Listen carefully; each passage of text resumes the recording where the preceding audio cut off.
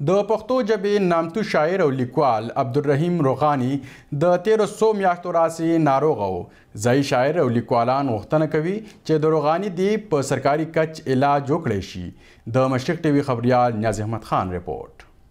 د شپږو کتابونو لیکوال بابا قطه عبدالرحیم روغاني چې د خپل ځانګړي شعرونو او تحقیقي لیک په ذریعه ټول عمر د پښتو ژبې خدمت کړي، دا وخت د سیدو شریف په هسپتال کې ناروغه پروت دی.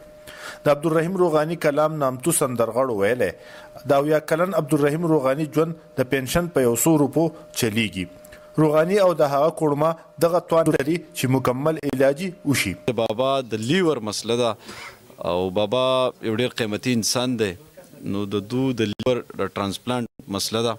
دا درخواست کو حکومت ته چې د بابا په ډېر ښه طریقه باندې علاج وشي، که په پاکستان کې کیږي که د پاکستان نه بهر ملکونو کې کیږي، د بابا د ترانسپلانټ وکړي او د دوی په ښه طریقې باندې چې د علاج وکړي. د سوات ډیپټي کمشنر وایي چې ضلعي انتظامیه ورته په هسپتال کې هر قسمه اسانتیاګانې ورکړي، علاج روان دی او هڅه کوي چې په حکومتي کچه علاج وکړي. موږ ریسپانسیبিলিټي دا چې موږ په دې د دې صحت کې د دې چکم مالی حیثیت کې چکم قسمه سټي او ډیسټریکټ ایڈمنسټریشن او پروینشل ګورنمنت ورکړي. عبدالرحیم روغاني په زیاتره مشاعرو کې مرکزی میلمه او د ویناوال په توګه ګډون کړي. عبدالرحیم روغاني چاپ کتابونو کې 2 نثر او 4 د شاعرۍ کتابونه دي.